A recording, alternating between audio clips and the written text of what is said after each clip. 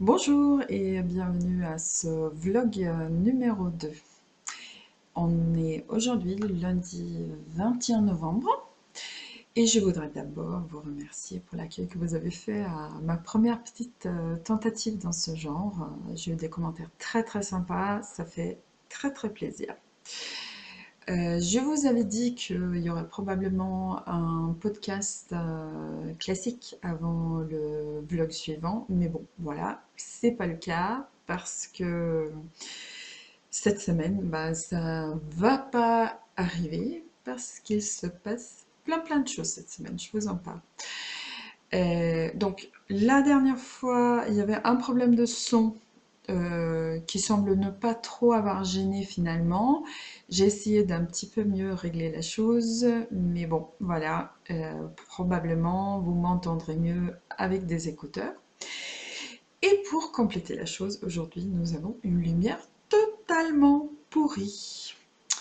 Et si vous entendez des bruits bizarres, c'est parce que depuis plus de 24 heures, on a un vent terrible sur les monts de Lyonnais. Ça va durer encore toute la journée aujourd'hui, donc j'ai même pas osé aller marcher dehors ce matin parce que bon, il y a des branches qui volent, puis c'est quand même désagréable, un vent très fort comme ça.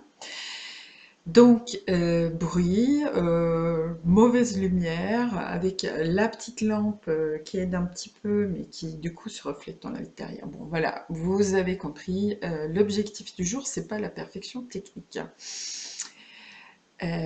Donc, comme je vous disais, là, cette semaine, un podcast classique, ça va juste pas se passer, parce que l'actualité est, encore une fois, assez chargée.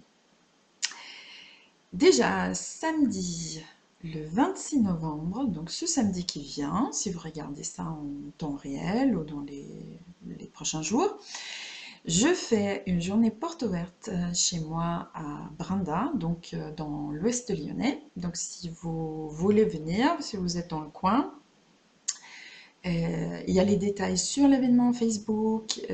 Si vous êtes déjà cliente, vous avez dû recevoir un mail avec une invitation. Et sinon, bah, vous m'envoyez un petit message par le moyen de votre choix et vous aurez les explications exactement comment venir chez moi. Donc c'est bien chez moi, hein, j'ai pas de boutique physique, je vous installe dans mon salon où il y aura du thé, du café. Si j'ai le temps, il y aura aussi un petit gâteau. Et dans mon coin repas que vous voyez là-bas, hein, donc pas dans la cuisine qui est là, mais le coin repas qui est bon derrière le mannequin, bah, je fais comme si c'était un magasin de laine en fait. Donc du coup, bon voilà, c'est sympa.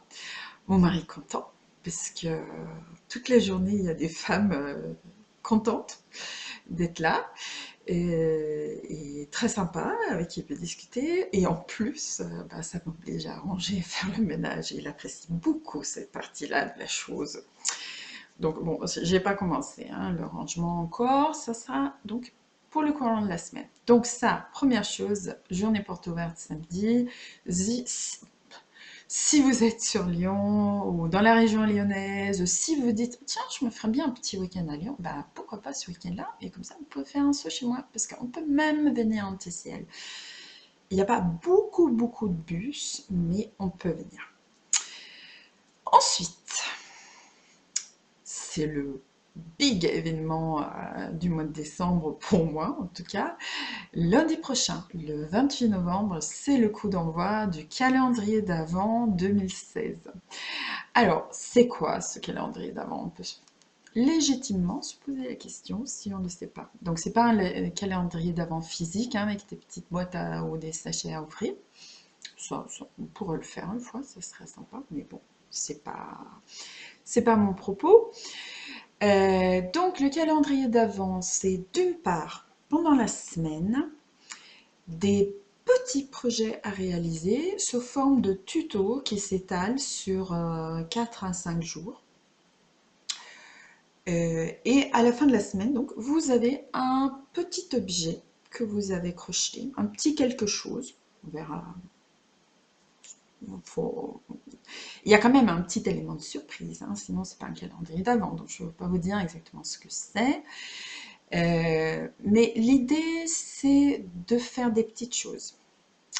Parce que c'est une période de l'année qui est hyper chargée et il est hors de question de se lancer dans un projet d'ampleur. On a peut-être aussi des cadeaux qu'on a envie de tricoter ou crocheter. Et c'est juste quelques minutes de détente autour du crochet que vous pouvez faire le soir en rentrant du travail. Et en plus, c'est une aventure collective, ce qui me plaît beaucoup à moi. Donc, vous pouvez participer sur le blog, bien sûr. Dans ce cas-là, vous m'envoyez vos projets finis, donc réalisés sur la semaine par mail, en photo, hein. Vous gardez bien votre petite chose que vous avez fait.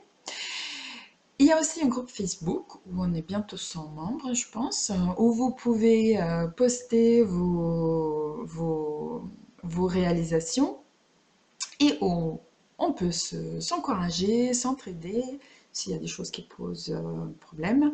L'année dernière, ça a fonctionné à merveille.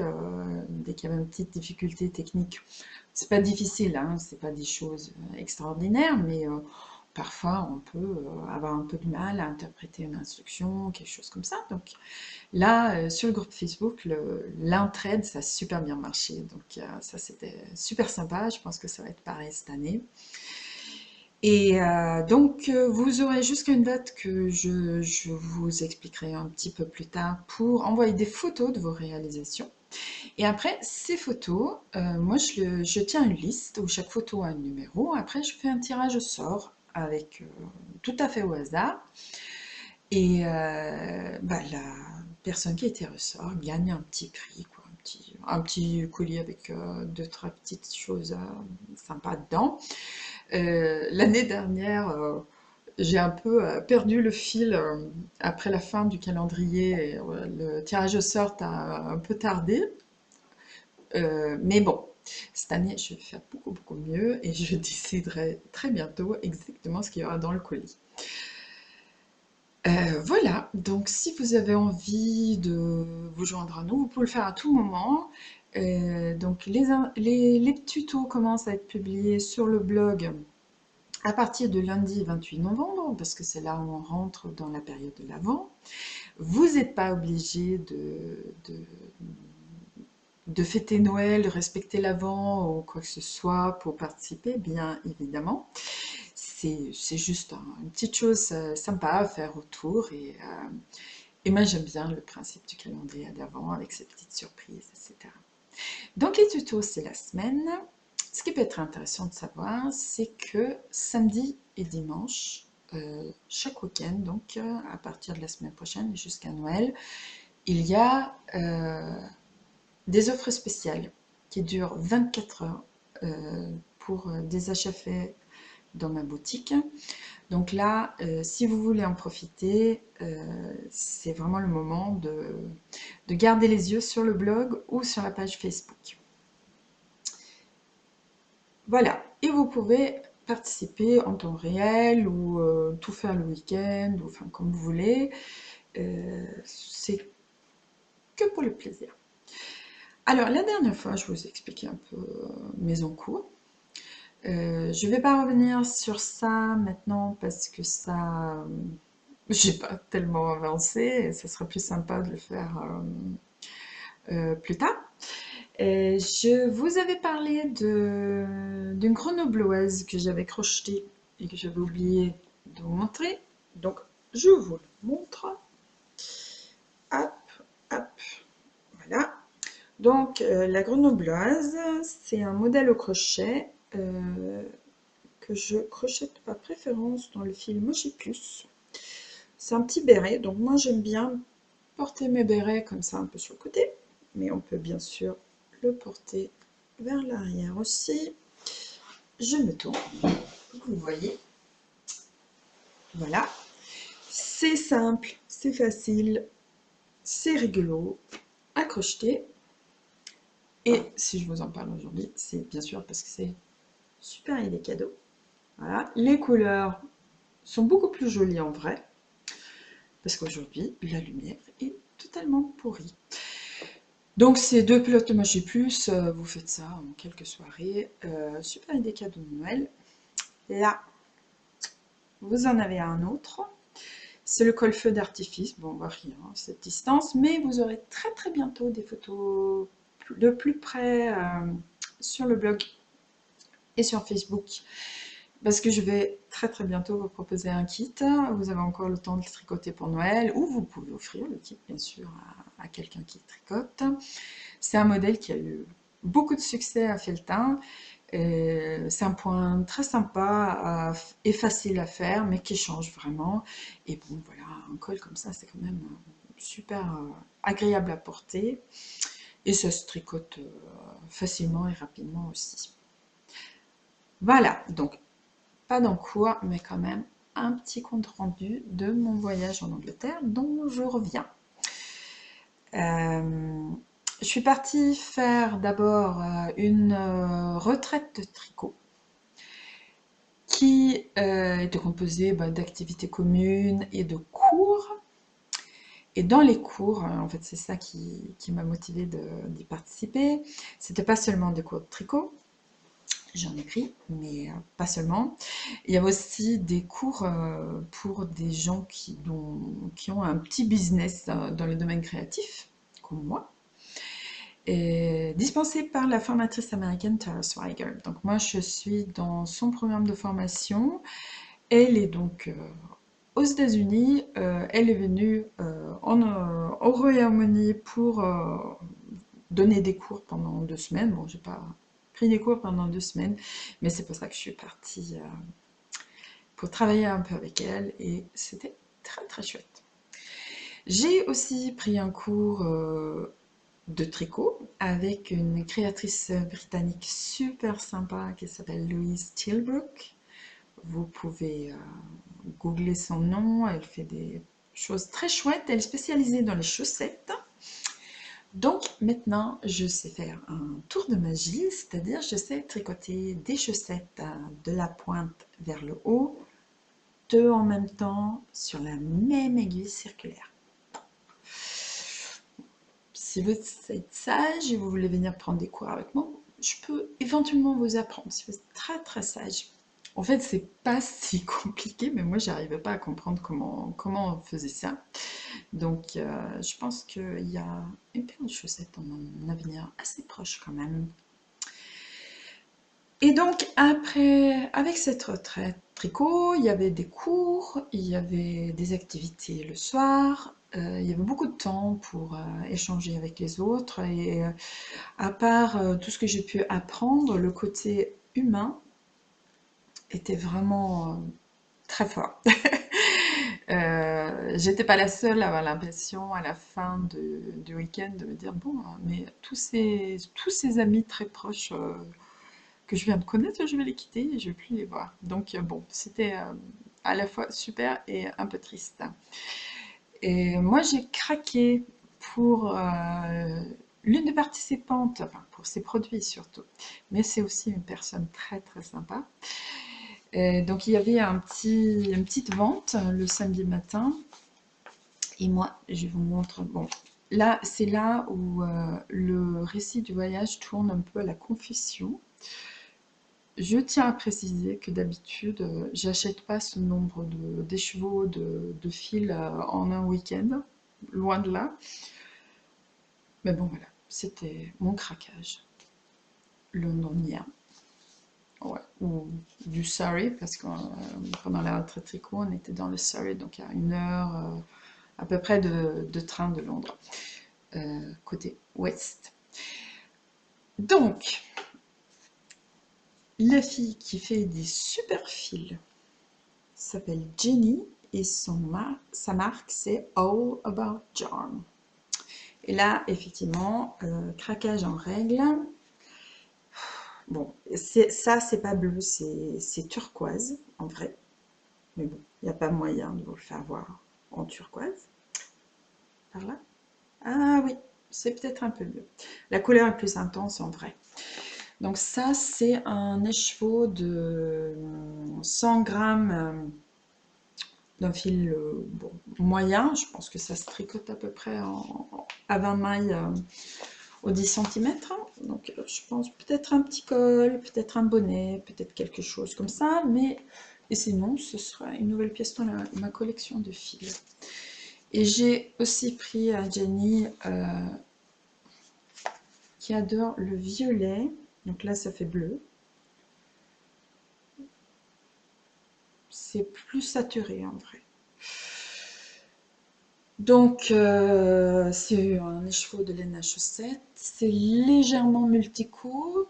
Enfin, c'est carrément multico, mais les couleurs sont proches et très saturées. Donc, ça, pour l'instant, ça rentre dans la collection de fil à main. Et bon, voilà, je trouverais bien quelque chose à faire avec. Mais ce que je voulais vous expliquer aussi et surtout, donc Jenny All About Yarn, elle a un shop sur Etsy, donc vous pouvez aller voir. Elle fait aussi des sacs à projet très très sympa. Ce que je voulais expliquer quand même un petit peu plus en détail, c'était notre sortie du samedi fin de matinée jusqu'au soir. On a fait une virée de quelques magasins de laine à Londres. Et on a la personne qui animait ça appelait ça le London Yarn Crawl. Donc, quand on fait un pub crawl, c'est quand on fait la tournée des pubs. Hein. Donc, nous, on n'a pas fait la tournée des pubs, on a fait la tournée de magasins de laine. Non complète, évidemment, parce que sinon, vous tournez pendant une semaine. Il y en a énormément à Londres. On était d'abord dans un qui s'appelait The Village Haberdashery. J'ai rien acheté. C'est un tout petit magasin qui va me déménager. Je pense que ce serait bien qu'il déménage parce que le local est vraiment minuscule. Ils avaient des fils sympas. Rien qui m'a vraiment époustouflé. Mais ils avaient, j'ai noté, ils avaient aussi du tissu et des patrons. Et il y avait les patrons d'Irido, je trouvais ça rigolo. Et après, on est allé au magasin totalement mythique de Londres, qui est Loop. Bon, moi, en tout cas, je me suis dit, oh là, ça c'est un magasin qu'il faut voir. Et je pense que c'est un magasin qu'il faut voir. Euh, c'est pas le magasin qui m'a le plus passionné, mais voilà, c'est un très très beau magasin. Il est pas très grand, mais il est sur 2 niveaux.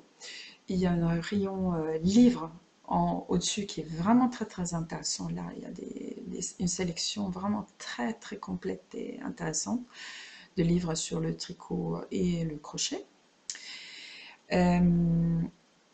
Les fils chez Loop sont... Donc Loop est tenu par une américaine, je crois. Et les fils sont essentiellement des fils de teinturiers indépendants d'Amérique du Nord. Ce qui fait que, d'une part, il y a plein de choses dont j'avais déjà entendu parler, enfin, du Madelintosh, tout ça. Bon, je ne dois pas dire qu'il y en a partout, hein, mais ça m'inspirait pas forcément de les acheter là. Et donc, bien sûr, c'est très cher. Parce que vous avez la teinture indépendante qui coûte cher, vous avez donc le teinturier doit faire sa marge, vous avez l'import, vous avez la marge de la boutique qui se doit d'être importante parce que j'imagine seulement le coût d'avoir une boutique comme ça à Londres. Donc voilà, c'est un peu magasin de luxe, carrément même. J'ai quand même craqué. Je voulais un petit souvenir. Donc j'ai pris ça que moi je connaissais pas. C'est Squish Fibers. Et la couleur, c'est encore une fois pas du tout ça. C'est un bleu canard. Ouais, là on voit un petit peu. C'est un bleu canard assez intense. Sympa. C'est surtout extrêmement doux. C'est du mérinos, du cachemire, une pointe de nylon. Bon, moi je veux pas faire des chaussettes avec, hein, même si c'est du nylon. Et c'est du fil dentelle, même si c'est entre un fil à chaussettes et un fil dentelle. Bon, après, je me suis renseignée dessus. On le trouve en France. Hein. Mais bon, voilà. C'était mon petit achat souvenir. Et après, très rapidement, parce que je parle beaucoup trop là, Et très rapide était aussi notre visite dans le dernier magasin parce que les trains avaient du retard et donc nous aussi. C'était chez, je crois que ça s'appelle iKnit London. C'est très très près de la gare de Waterloo, donc facile d'accès. Et là, ils avaient du fil britannique. Et j'étais ravie. Donc on a passé peut-être 15 minutes dans le magasin et on a profité des toilettes. Donc c'était très très très rapide. Mais j'ai acheté deux écheveaux quand même. Donc ça, c'est Fiberspace. C'est un... Oups, il y a des petits trucs. C'est un fil qui est distribué en France, mais que je n'ai pas l'occasion souvent de voir en vrai. Donc là, c'est leur fil Scrumptious, c'est Mérinos et Soie. Vous voyez bien la brillance, mais la couleur est donc bien sûr totalement délavée, comme tout ce que je vous montre aujourd'hui. C'est un fil doudou. Je sais pas. Faut en acheter plus, tricoter une chemise de nuit pour pouvoir se vautrer dedans, je pense. Enfin, très très doux, très sympa. Aucune idée ce que je vais faire avec. Mais bon, hein, ça va venir les idées. De toute façon, moi, mon stage privé, c'est une collection. Hein, c'est pas du tout, ça n'a pas forcément vocation à être tricoté. Et iKnit London, ils ont leur propre teinture. Et là, ça devient très intéressant. Parce que c'est des choses qu'on ne trouve pas ailleurs, parce qu'aussi, donc bien sûr, on est en direct. Hein. Bon, le Fiberspace, c'est aussi très raisonnablement, le prix très raisonnable par rapport à la qualité du fil. Et donc, la marque de teinture de iKnit London, c'est iKnit or Die. Donc, Die, D-Y-E. Donc, je tricote, je teins, mais évidemment, jeu de mots. Je tricote, je meurs.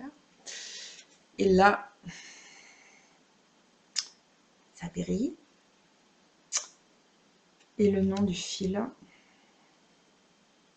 Ziggy Stardust. Irrésistible. Le vert est un plus joli vert que ça, plus soutenu.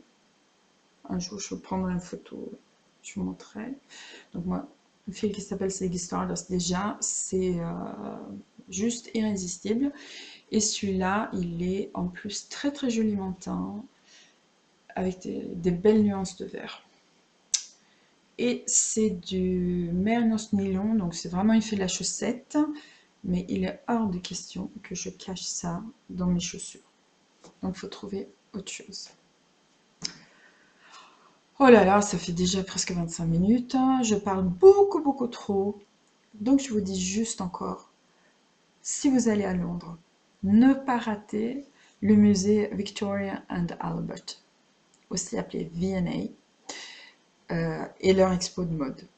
Formidable, magnifique, très très beau. Le col feu d'artifice, très bientôt un kit pour faire des cadeaux de Noël ou faire des choses pour soi-même, parce que c'est bien. Moi, pour moi-même, j'ai fait déjà depuis longtemps maintenant, mais je vous montre quand même. Le châle Les Krusty de Kirsten Kapoor. Je vous promets pas que vous le finirez avant Noël, parce que, surtout si vous avez d'autres projets en cours, mais c'est absolument le bonheur à tricoter. Voilà, je m'arrête là, parce que vraiment, c'est beaucoup trop long. Je vous dis à très bientôt, peut-être dans le calendrier d'avant, et la prochaine fois, peut-être un vrai podcast. Merci, bonne journée, au revoir.